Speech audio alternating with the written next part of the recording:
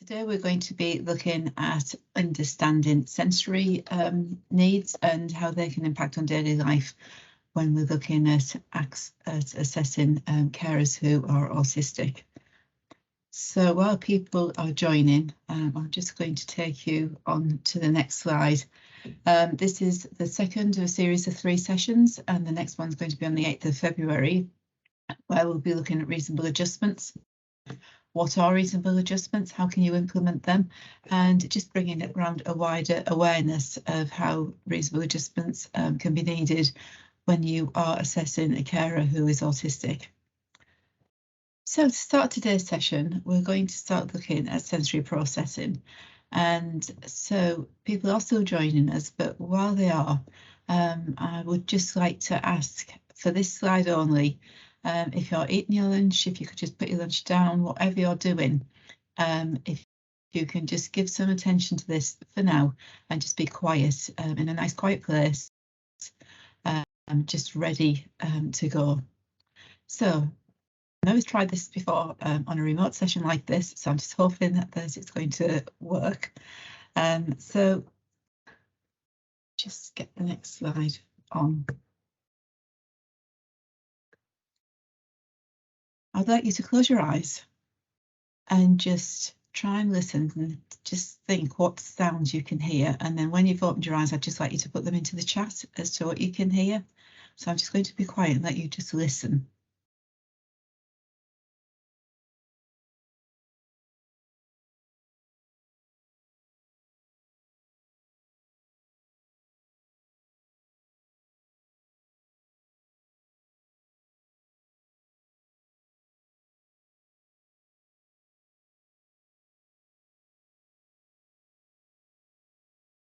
And now I want you to think about anything that you can feel. What can you feel with your body?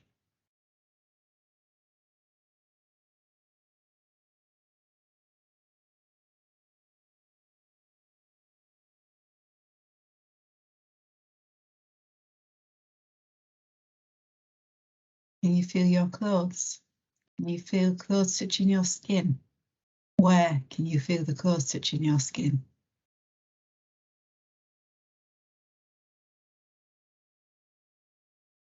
Can you feel your shoes on your feet or your slippers on your feet?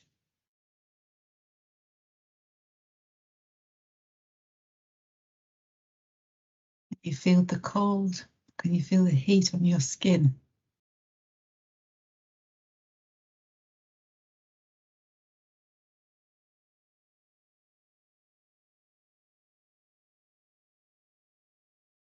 What can you taste?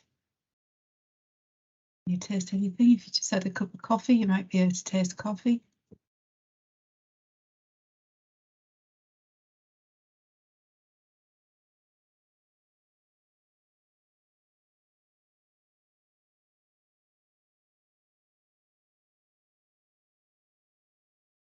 Is there anything else that you noticed?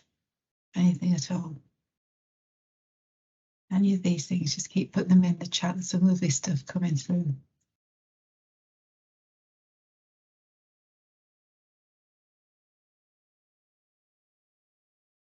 Okay, so that was just to give you an example of sensory and how sensory is on your body. And so when we're looking at sensory processing, the process is where you will receive the information, you then process the information, and you then respond to the information. So in the picture in the top right hand corner, there's a man with his fingers in a cup of tea or a cup of drink. And that could be hot water, it could be cold water. Who knows when you pick that up? So where he's putting his finger in, there he is receiving that sensory information, registering what that is, and then he's paying attention to it. Now, if that is really hot, obviously he's going to pull his finger straight back out again, and that's him making sense of it. It's processing that information, and he's decided if a response is needed, pulling it out is the emotion, the thought, and the behaviour of like, that was hot. So we do this with everything. Every day, through all the different things that we go through, we are processing sensory information all the time. And for people who are autistic, they can have a difference within a sensory need, within any of the senses, one or more of the senses. And there's a high percentage of people who are autistic who will have a sensory difference than there is in neurotypicals. However, you do not have to be autistic to have a sensory difference, and I can't stress that enough. So these are the senses, and most of us will know the 5 main senses, which are smell, touch, hearing, taste, and sight. But then we have another 3. We've got interoception, vestibular, and proprioception. And I'm going to be talking about these individually as we go through the slides. So we're going to be starting off looking at smell, but before we do, there is an oversensitivity and undersensitivity. So hyper is oversensitivity, hypo is undersensitivity. So if you're hyper oversensitive, the chances are you're going to be getting away from the sense. If you're hypo undersensitive, you're going to be going towards it, you're going to be seeking it out. For autistic people who do not have a sense of danger, both of these cause different issues, each as important as the other, and each can be as difficult. So it's just being aware that both sides are equally as important as each other, and it's not that one is easier to cope with than the other one. So with smell, you might be looking at where smells can be overpowering for people, where they will smell it a lot stronger than people who haven't got oversensitivity. So when you are visiting with people, this is one place where you can actually do something about it, not add on perfumes and aftershave, so that you're adding another layer of smell on there. For people who smoke, that smell of smoke around you when you're going in to see somebody who's oversensitive can be overpowering for them, and it can be the difference of when somebody wants to talk or not, because they cannot block out, they can't filter out the scent that they are really oversensitive to, that is causing them distress. And so no matter how much you're talking about things that are important to them, all they are dealing with is the smell, that they cannot deal with something that is that overpowering. So this is something that you can do something about. Maybe not have a cup of coffee just before you go in, so you're smelling of coffee, and keep away from adding additional smells like your perfumes and your aftershaves.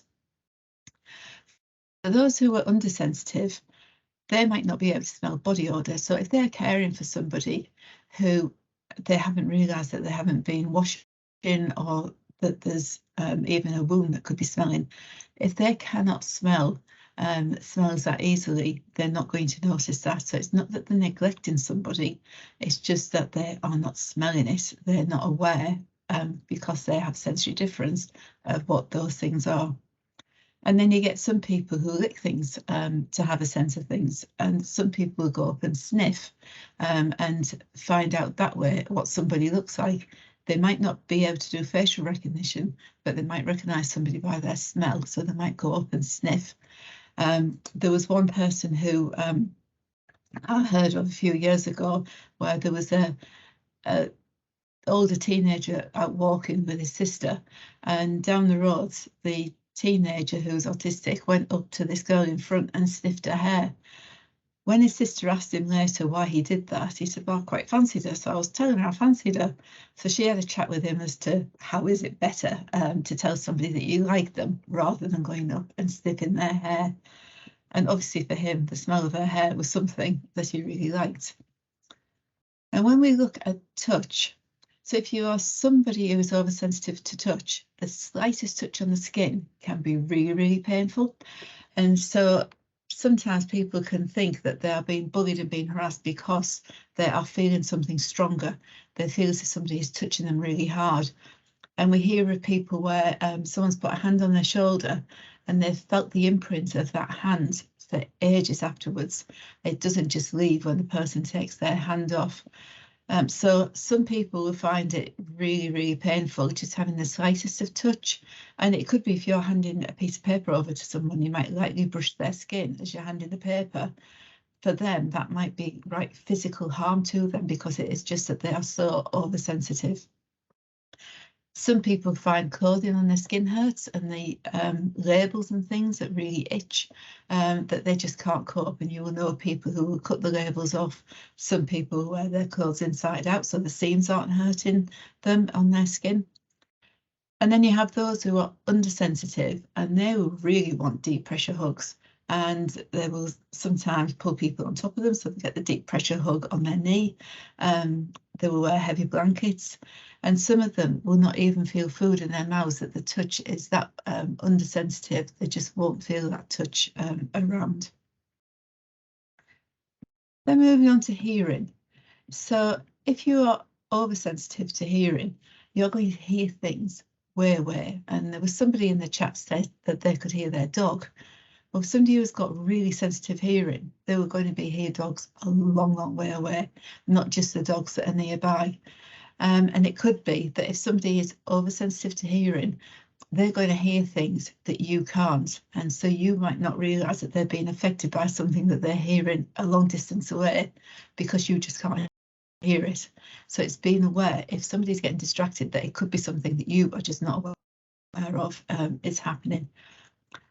Some people will find noises really painful and frightening. So if you think, if someone's looking after somebody who is bedridden and they've got pots near them that they just knock off onto a hard floor, the carer who is autistic might be like this because they can't deal with that noise. They've got to work through their own processing their sensory information first before they can actually go and help the person that they're caring for. And where somebody who is oversensitive will really dislike noisy and crowded places, somebody who is undersensitive will absolutely crave to be in those sort of places. So it is very different to each other. But I cannot stress enough that the noise, because they can't filter these noises out, if somebody is oversensitive to sound, they will not be listening to a word that you're saying. If there is stuff going on, building work or whatever around them, they won't be able to filter that out to be able to listen to what you're saying.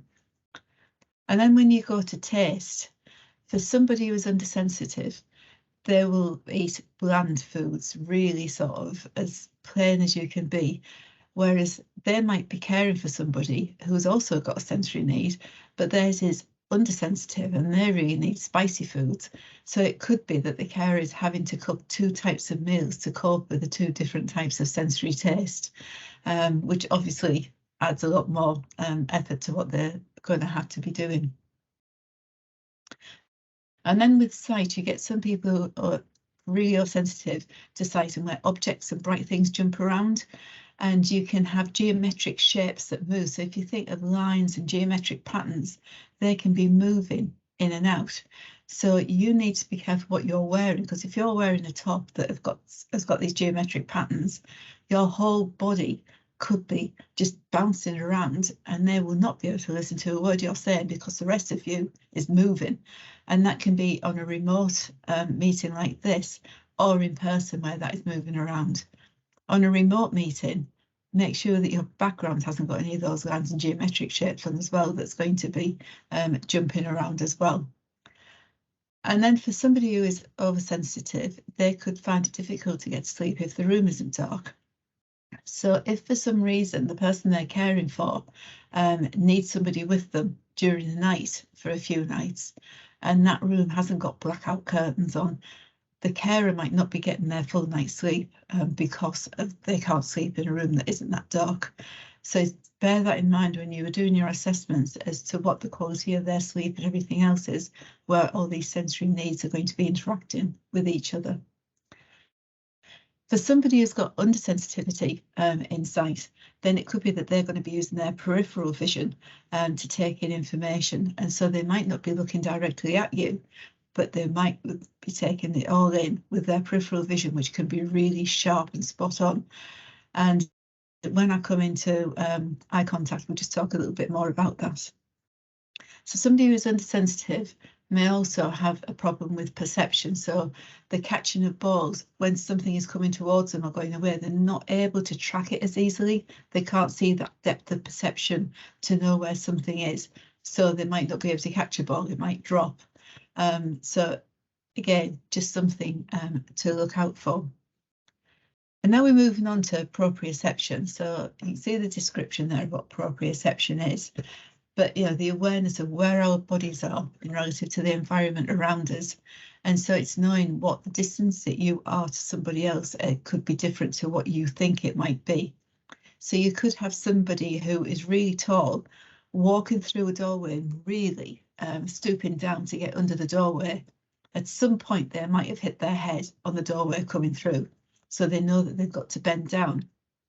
But because they can't visualize what that difference is, they will probably overcompensate and bend really down to get through that doorway, which is also a sign for you to pick up on that there might be a proprioception issue going on here. But then proprioception is also about knowing how much pressure to use when you're doing something. And so if you have poor proprioception, you might pick something up with too much pressure, or you might pick it up with too little.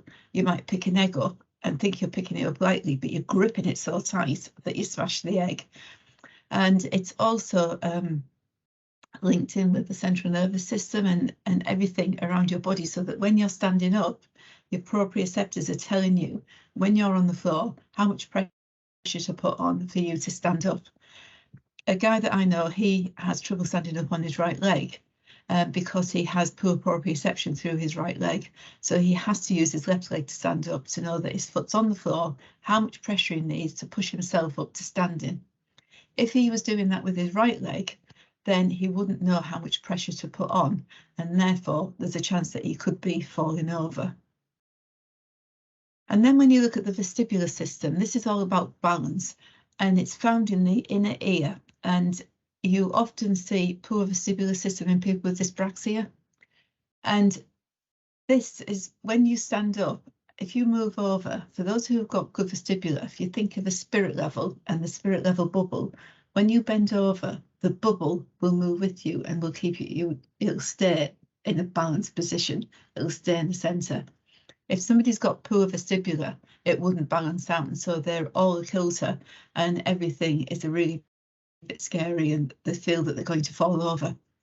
So somebody with a poor vestibular system can find it really hard, say on a bus, moving down the middle while it's moving, and they're likely to fall over onto somebody because it's really hard for them to keep their balance and know where they are. So if you think that they are going to be taking somebody out that they're caring for and they're using public transport, how difficult that can be for them to get that person off the bus while they're dealing with their own vestibular problems themselves. And then interoception, this is your inner body, and it's telling you whether you're hungry, whether you're cold, whether you're full, whether you're hot, whether you are thirsty, whether you need to go to the toilet. And so for a lot of people, this is where you will see the difference which really can affect their health and welfare.